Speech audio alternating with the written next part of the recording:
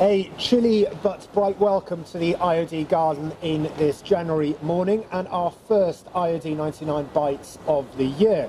So a very happy new year, and I hope 2018 is off to a fantastic start for you and it brings loads of happiness, wealth, success and positivity as the year goes forward. And I hope that's the same for government as well, regardless of whatever route we take on that side of things. So where are we? What are we up to? Well, we finished last year on a fantastic high with the 99. We've now got almost 2,500 members in it, and we closed the year by opening the London Stock Exchange as well.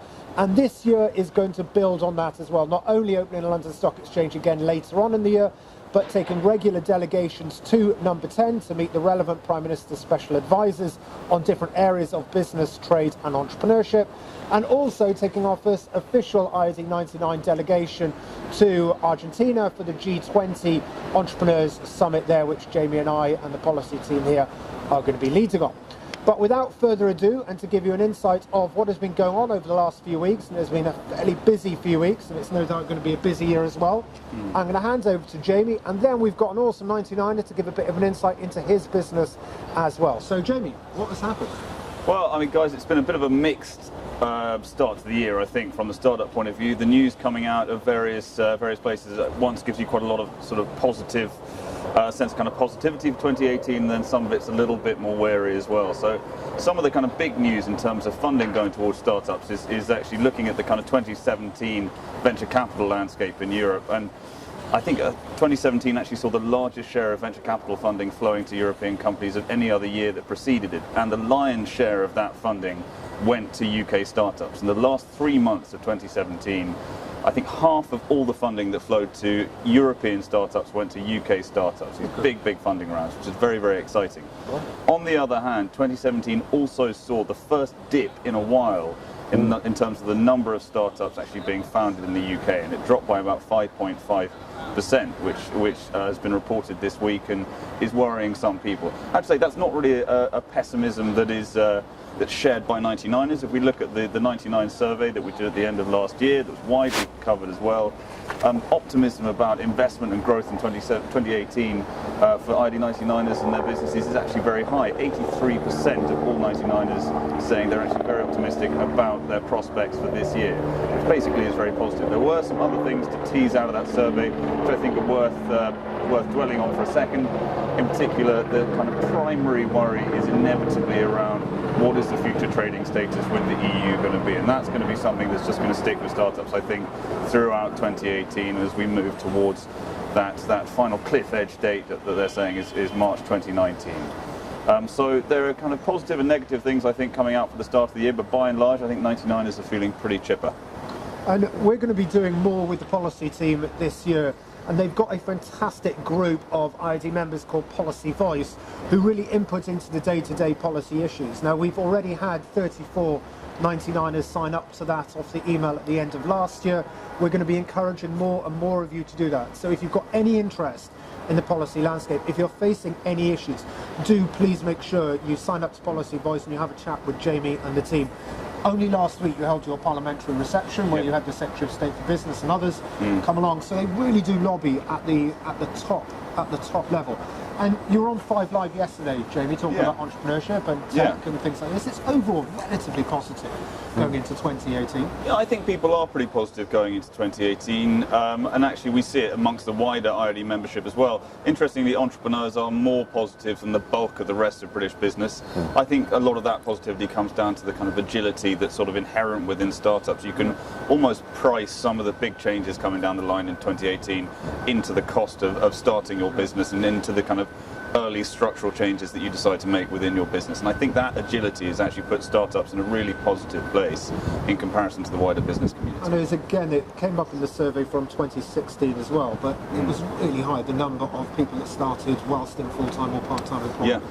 That sort of portfolio career is huge. Absolutely, it's going up, and this is something I was talking about yesterday as well, is the rise of flexible work and how much easier it's becoming to be able to work full-time or work part-time, set up your own business, basically balance out full-time work with a kind of supplementary career as well, and then a lot of people then move from full-time or part-time work into full-time looking after their startups and trying to grow their own businesses. But I think one of the real benefits of kind of the diminishing cost of technology and the sophistication of some technology is it's making it easier and easier for people to have that portfolio career, and that's something that we should be very positive about. Fantastic. Jamie, thank you so much, and I'm sure you're going to have some points coming off Anthony's side as well. Yes. So without further ado, again, looking as if we're totally seamless and we've planned this, pulling in someone from the technology side and who's dealing with younger people as well. Yes. Anthony, who are you, what do you do, and what's your business up to? So I'm Anthony Adogru, founder of Future Space Technologies, which is a mobile millennial tech agency. Yes. So yeah, just putting off from what you were saying, definitely. I'm seeing that a lot, especially with millennials and Gen Z. You know, entrepreneurship's now a viable career path and also respected. You know, so I'm definitely an advocate for that. I myself an example of that. And I definitely see that growing this year as well. And what does your agency do, Anthony? What's your sort of key area of expertise at the moment? So we design mobile applications for the millennial audience and deal specifically with FMCG. So this is like your entertainment, your sports brands, your music brands. This is what we do for them. So working with young people or pulling together groups of young people to create apps which will be focused towards them by larger businesses within that sector? Or there's aspects of that. Definitely we have the in-house expertise of senior developers, but we have a key niche for those products to be for millennials. So we bring them in to work on real life apps alongside the senior developers as well. Excellent. And what's your, because obviously it's an area that Gen Z, Gen Y, etc. But now Gen Z, I think it's up to 24-year-olds, isn't it? The scary stat of they're going to be moving job every 9 months. Makes it now an impossible to try and employ them and understand what's going on. As soon as they finish their incubation period and their probation, they're off to another business. What are the trends you're seeing within that group? Because they're obviously going to be a highly mobile. As we're seeing with the 99, you know, entrepreneurship is a viable career option. Yes, it is. It is very respected. I'm seeing with them, they're very creative, very astute, and they've grown up with technology, which is helpful to people like myself. You know, they know what they're talking about. They know what works within their demographic. And I find that the larger corporates and the larger conglomerates don't know how, and they're not as nimble as us. Whereas we have our pulse on that particular generation. We know what's happening, and we're able to target products a lot more accurately than they are. So it's a challenge of, on the one hand, brands which are selling to younger people, Gen Z, Gen Y, etc., not actually speaking the language in some instances, and you act as that sort of translation service between the two. Indeed, we're the connected bridge. You know, we walk together with the client and the audience, put them together and deliver great products. So awesome. And how's business going?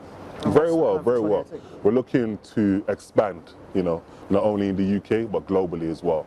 As you know, technology and the internet has made it a global village. So, you know, we're not biased in terms of just being in Europe. We're looking at the world as mass, and we're finding that the developing continents have a big millennial demographic as well, which are also mobile. So for Future Space Technologies, we definitely want to connect to that audience.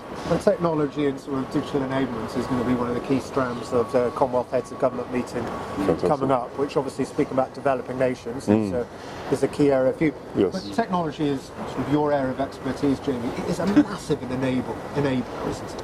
For people to get in, to do things differently, to network, to share ideas and things like that. It is. It's a phenomenal enabler, and I think, you know, too much of the debate around technology is often around the kind of rogues gallery of companies in the tech space who are monopolizing large swathes of the internet and looking at whether or not they are somehow kind of culpable for some of the world's ills. And actually there was a big survey earlier in the week called the Edelman Trust Survey, which was showing actually that trust in some of these big companies like Facebook and Google, digital platforms, is actually going down quite a lot as well. So I think the public debate and the way things are presented in the media often paint technology as something not necessarily other than an enabler, but something which can also be very harmful. And obviously you do need to make sure that you have the right safeguards in place within kind of big tech companies in particular, to make sure that you're safeguarding people, safeguarding their rights, whether it's around data, whether it's around extremist content online.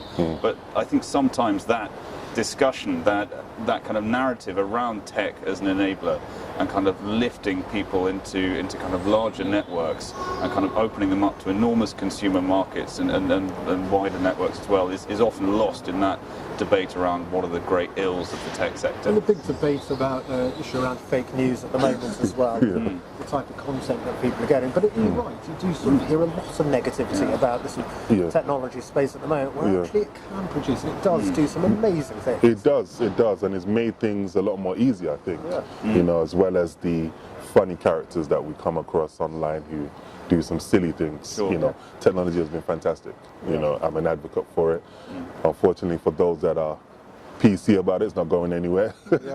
But as long as we get a regulation in place, as long as we know that no, that's not correct, and we can actually report it, which a lot of functions are online now, you know, then I'm sure we'll be able to deal with that. And you've got GDPR obviously coming down the line. The deadline is May this year. Is that something that, I know it's something that's concerning a lot of businesses? There are worries over whether or not the right guidance is in place, whether or not they're going to have the right structures in place to make sure they're handling data in a transparent way. It's something that is beginning to bite, I think, that concern for a lot of businesses. And obviously someone that works primarily in data, is that something that you're feeling as well? Yeah, definitely. I've been on top of it, so I know what's happening, but I just think about sharing knowledge as well. The startup groups, the more experienced group, and the data scientists will be able to lead us in how we do it properly. And then spreading that through our startups as well, you know, our businesses, teaching others that may not be so tech savvy, that work under us, teaching them what it's about and how important it is. So I'm definitely an advocate for that. You know, it's important that consumers and businesses are secure. For those that are watching this and needing help with GDPR and might not be as up to speed as Anthony is, the IoD has done a huge amount of work in this area. It's got a great hub that's set up for that, and we'll make sure that we link through from this area. So to wrap up, Anthony, you started your business X number of years ago. What would be the one lesson that you would share? If there's a startup watching this that is thinking about getting into business, what is the one thing you'd share with them and say, this is what I wish I told myself then? 5 years ago? What would it be? I think just to ensure that you are 100% sure that you want to do and be in business for yourself.